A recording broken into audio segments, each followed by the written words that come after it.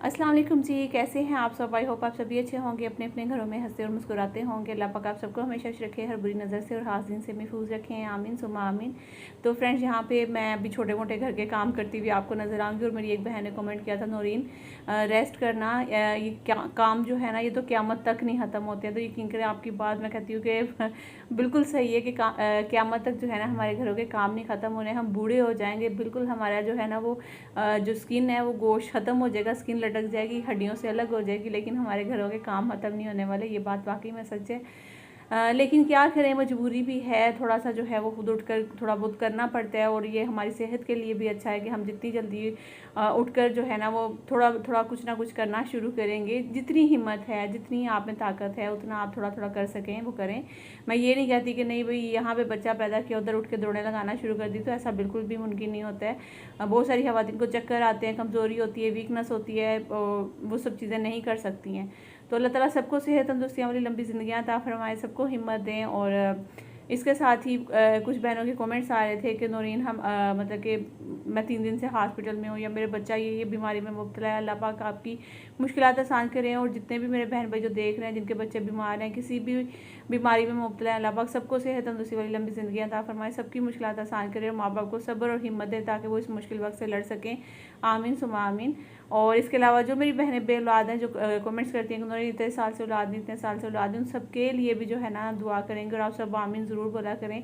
जब भी मैं कोई भी दुआ करती हूँ, किसी की भी आमीन कबूल हो सकती है। और यहाँ पे दुआ करने का भी मकसद यही होता है कि शायद किसी की आमीन अल्लाह ताला सुन लेगा, किसी की दुआ सुन लेगा, तो अल्लाह पाक कोई मौज़ा कर देंगे। जो बहनें बे औलाद हैं, अल्लाह पाक उनको औलाद की नेमत से नवाज देगा, आमीन सुमा आमीन। तो बस जी, यहाँ पे घर के छोटे मोटे काम करते हुए मैं आपको नज़र आ रही हूँ। और इसके अलावा माशाल्लाह से सामने वो हमारा जो मोहम्मद अहमद है वो सो रहा है बिस्तर पे।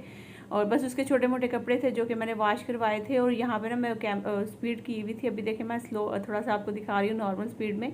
तो अभी भी बैठना उठना इतना मेरे लिए आसान नहीं है, लेकिन मैं फिर भी कोशिश कर रही हूँ कि मैं मतलब कि थोड़ा थोड़ा करके चलना फिरना शुरू करूँ, उठना बैठना शुरू करूँ, ताकि मैं जल्दी से जो है ना वो रिकवरी कर सकूँ। तो खैर जी, ऐसे भी कमेंट्स आ रहे थे कि नौरीन बाहर के ममालिक में, जैसे पाकिस्तान इंडिया से बाहर ऐसी कंट्रीज़ भी हैं जहाँ पे ना कोई हेल्पर मिलती है, या फिर कोई आपका फैमिली मेम्बर नहीं होता जो आपकी हेल्प करे। आपको 3 दिन हॉस्पिटल रहने के बाद जब आप घर आते हो, तो घर आते ही अगले दिन हस्बैंड जो है वो जॉब पे चले जाते हैं। और फिर मतलब कि हम लोग पहले वाले बच्चे को भी संभाल रहे होते हैं, और फिर जो पैदा होता है उसको भी संभाल रहे होते हैं, घर को भी देख रहे होते हैं, किचन में खड़े होकर खाना भी बना रहे होते हैं। माशाल्लाह बहुत ज़्यादा हिम्मत है। यकीन करें कि ये वाकई में बहुत बड़ी बात है कि आप मतलब कि सी सेक्शन के बाद तीसरे दिन चौथे दिन जो है ना वो किचन में खड़े हो जाइए, बहुत ही मुश्किल है, ये आसान बिल्कुल भी नहीं है। अल्लाह ताला इनको सबको हिम्मत दे, और इन सब के साथ साथ मुझे भी अल्लाह पाक हिम्मत दे, आमीन सुमा आमीन। अच्छा, एक औरत की वजह से पूरा घर जो है ना वो यकीन करें डिस्टर्ब हो जाता है। और जब वो औरत पूरा घर संभाल रही होती है तो वो कहीं पर नज़र नहीं आ रही होती है। जब वो बीमार पड़ती है ना, असल कदर फिर ही आती है। तो मैं आपको एक बात बताऊँ, यहाँ पर मेरे बच्चे इतने परेशान हो, मामा ना हमारी सॉक्स अच्छे से मिल रही हैं, ना हमारी वेस्ट मिल रही हैं। तो बच्चों की कोई भी चीज़ जो है ना वो अपनी जगह पे नहीं थी, ठीक तरह से पड़ी भी नहीं थी, कुछ मतलब कि समझ में ही नहीं आ रहा था कि सारा घर जो है ना वो उल्टा पुल्टा हो गया हुआ था। जितना मैं अपनी तरफ से हॉस्पिटल जाने से पहले हर चीज़ जो है वो मैं अपनी जगह पे सेट करके गई। मतलब कि एक एक दिन मेरे लिए ऐसे था कि मतलब ये कर जाऊँ, ये कर जाऊँ, ये कर जाऊँ, ये कर जाऊँ, लेकिन एंड पे हुआ क्या कि वही मतलब कि जिसका डर था, मतलब हर चीज़ जो है ना अपनी जगह से वो हिल गई। तो खैर फिर बच्चों को काफ़ी ज़्यादा मसले हो रहे थे। तो आपको अगर अपनी अहमियत का एहसास दिलवाना है ना अपने घर वालों को, मैं कहती कुछ दिन के लिए बीमार हो जाए, या फिर आप अपने मेके चली जाए, ताकि आपके बच्चों को और आपके हस्बैंड को जो है ना वो आपकी कदर हो, उनको पता चले कि भाई आसान काम नहीं, औरत अकेली क्या क्या कुछ घर में मैनेज करती है। और शाम में जब मर्द हजरात घर में आते हैं तो कहते क्या है, तुम करती क्या हो सारा दिन, घर में तो होती हो, रेस्ट ही तो करनी होती है, ये वो इस तरह से ना नंगे आ रहे हो आप। अस्सलाम वालेकुम। तो देखें जी, मेरी सासू माँ इतनी शॉपिंग करके आई हैं अपने लिए। रात रे सोरे ने बनाई है मूवी ना की। अच्छा, हाँ, नेट पर लाई भी है, देख ले। ओहो, शर्टें दादी ने शर्टें ली अपनी। शर्ट नहीं, वो है स्वेटर। हाँ, वो क्या है? वाह बहुत प्यारा है। मैं किथु ले आए? मक्की मदनी आ रही है। अच्छा, ये भी मक्की मदनी है। ज़बरदस्त, बहुत प्यारा लगता है माशाल्लाह। वाह कितनी प्यारी शॉल है।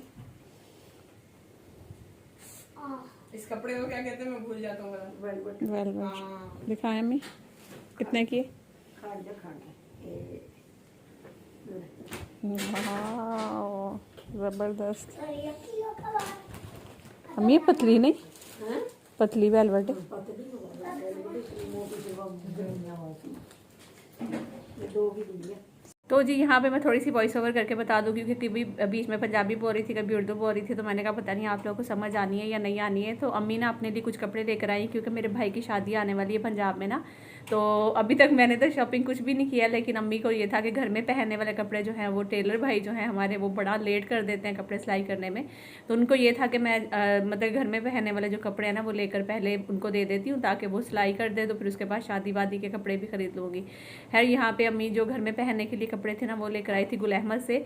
और रात को मेरे ससुर जी भी आए थे, सासू माँ भी आई थी, उनका भी व्लॉग मैंने थोड़ा सा बनाया, वो इंशाल्लाह कल आपके साथ शेयर करूँगी, क्योंकि अभी व्लॉग जो था ना वो बहुत लंबा हो जाता। तो मैं बता रही थी कि मेरे ससुर जी जो है ना वो बोल रहे थे, कह रहे थे कि मैं तो मेरे ससुर जी जो है ना वो गुस्सा हो रहे थे कि मैं गुल अहमद से कह रहा था इनको कपड़े खरीदने के लिए कि जितने तुमने 2-4 और सूट खरीदने खरीद लो, लेकिन ये कह रही थी कि नहीं भी अपने करीब एक लोकल शॉप है तो वहाँ से मुझे कपड़े खरीदने हैं, वहाँ से मुझे कपड़े खरीदने हैं। जो आपने वेलवेट की शाल देखी वो और स्टार्ट में जो स्वेटर दिखाया वो भी जो है ना उन्होंने वहाँ से लिया था। और इसके अलावा कुछ और फ्रॉक्स लेकर आई हैं जो कि ऊपर लेकर ही नहीं आई। मैंने कहा अम्मी वही तो दिखाने वाली थी, आप नीचे रख कर आ गई थी। तो अम्मी कह रही थी कि अब बाद में देख लेना। तो है यहाँ पे ना अभी ये सारे, ये वाला कलर मुझे अच्छा लग रहा था जो मैं खोल के देख रही हूँ ना, ये वाला कलर बहुत प्यारा लग रहा था। बाकी जो है वो भी बड़े डिसेंट कलर हैं, मेरे ससुर जी ने पसंद किए थे।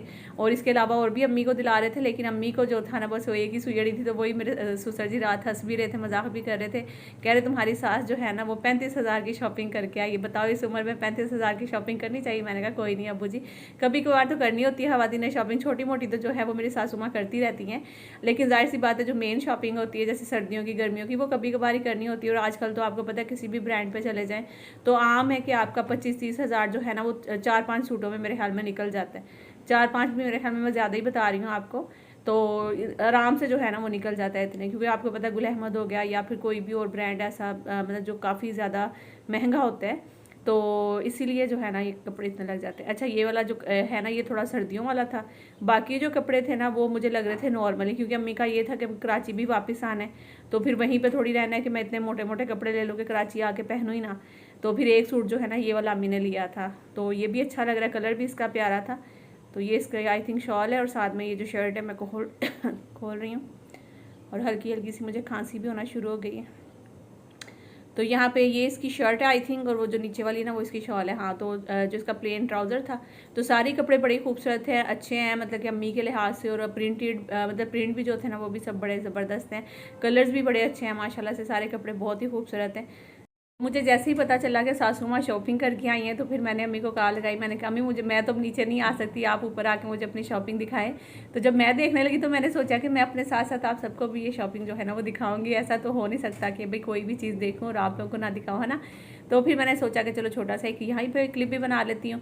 और बस अभी सासू माँ जो है ना ये चीज़ें लेकर आई थी फिलहाल, अभी तो मतलब कि यही कपड़े हैं, उसके अलावा भी जाहिर सी बात है कुछ शादी वादी की भी अभी शॉपिंग वगैरह जारी रहेगी।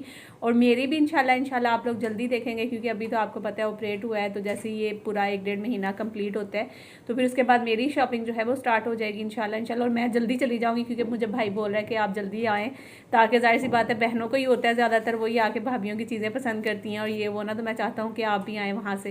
तो क्योंकि हमेशा यही होता है कि मैं सबसे दूर हूँ तो मैं फिर दूर ही रह जाती हूँ, तो इसलिए उनको ये है कि भाई हर खुशी में आप मतलब कि अलग ही रह जाती हैं, तो इस खुशी में आपने जो है ना वो कम से कम 15-20 दिन पहले जो है ना वो यहाँ पे आना है। तो मैंने कहा कि इंशाल्लाह ज़रूर। तो इसके अलावा जी अम्मी तो फिर चली गई थी, थोड़ी देर बैठे हम लोग। तो ये है 18 नवंबर का क्लिप है मेरा। तो 18 नवंबर में हसीब की बर्थडे है, शायद आप लोगों को मैंने पहले भी काफ़ी दफ़ा बताया। और जब ये माशाल्लाह से मोहम्मद अहमद साहब आने वाले थे तो जब भी मैंने आपको कहा था कि एक तो 18 नवंबर है जो कि हसीब की बर्थडे का डे है, और एक जो है वो इलामा इकबाल डे है, तो कौन सी डेट बेस्ट रहेगी। तो है फिर मुझे लगा था कि इकबाल डे बेस्ट रहेगा, तो फिर मैंने ऑपरेट इकबाल डे पे करवा लिया था। इसके अलावा अभी जो है ना हसीब की बर्थडे है तो उसके लिए उसके पापा फटाफट से गए बाहर से कुछ चीज़ें वगैरह लेकर आए थे, और उन्होंने कहा कि चलो घर में तो कुछ नहीं बना सकते हैं, तो जो हेल्पर थी वो चली गई थी आज जल्दी, तो फिर उन्होंने कहा कि बाहर से कुछ छोटी मोटी चीज़ें ले आता हूँ, चलो बच्चा भी खुश हो जाएगा, तो उसकी बर्थडे भी जो है ना वो सेलिब्रेट हो जाएगी। तो बस उन्होंने बिरयानी और कुछ सीख कबाब थे, साथ में केक था, गाजर का हलवा था और फ्राइज़ वगैरह थी, और इसके अलावा क्या था हसीब, केक था, मिठाई भी थी, मिठाई वगैरह, मतलब ये सारी चीज़ें, रेशमी कबाब थे। हाँ मिठाई बताया मैंने, मिठाई भी थी और रेशमी कबाब भी थे, फ्राइज़ भी हो गया, और मतलब इस तरह की छोटी मोटी चीज़ें थी जो कि आसिफ ने सारी इकट्ठी की थी। तो अभी बस बच्चों का केक जो है वो कट करेंगे यहाँ पे, बच्चों का क्या हसीब का। तो फिर उसके बाद इंशाल्लाह हुसैन को भी बड़ा इंतज़ार है, फिर आगे इंशाल्लाह मैं भी जब ठीक हो जाऊँगी तो फिर इंशाल्लाह कोशिश करूँगी। अब जो है ना वो अकीका करना है मुझे इंशाल्लाह बच्चों का। तो अभी तक किसी एक बच्चे का भी अकीका नहीं हुआ है, तो मैं सोच रही हूँ कि इंशाल्लाह 5-6 बच्चों का इकट्ठा जो है ना वो हम अकीका करेंगे। तो यहाँ पे बस अब चले केक काटते हैं, और आप सब ने बहुत प्यारी प्यारी दुआएं करनी है। तो बच्चों के हुलियों को आपने इग्नोर कर देना है, क्योंकि जैसा कि मैंने स्टार्ट में कहा है आपको कि मतलब कि बस बहुत बुरी हालत हुई हुई है बेचारों को, ना कपड़े ठीक तरह से मिल रहे हैं, कुछ भी नहीं। तो अब इंशाल्लाह आगे थोड़े से और 5-10 दिन मैं कह रही हूँ कि और थोड़ा सा रेस्ट करने के बाद ना सारा इनका अच्छे तरीके से मैनेज करूँगी। तो इसलिए जैसे थे बच्चे उसी तरह आसिफ ने बिठा दिया उनको कि चलो केक कट करो। तो बस ये अब यहाँ पे केक कट कर रहे हैं, और आपने बहुत सारी दुआएं देनी है हसीब को।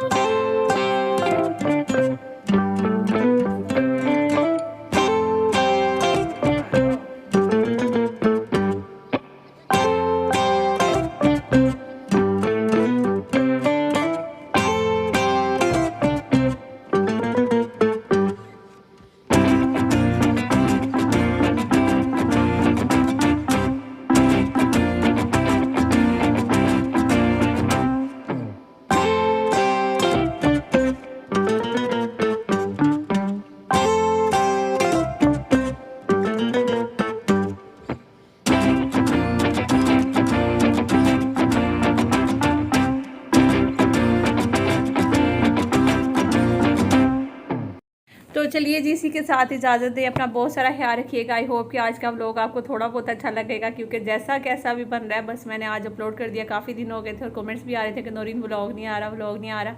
आप समझ सकते हैं कि इस टाइम जो कंडीशन है और छोटा सा बेबी है तो बहुत मुश्किल हो रहा है व्लॉग बनाने में। तो इसी के साथ इजाज़त दें, अपना बहुत सारा ख्याल रखिएगा, लाइक ज़रूर करिएगा, शेयर करिएगा मेरे व्लॉग को, और मिलती हूँ नेक्स्ट व्लॉग में। जब तक के लिए अल्लाह हाफिज़, अपना ख्याल रखिएगा, बाय बाय।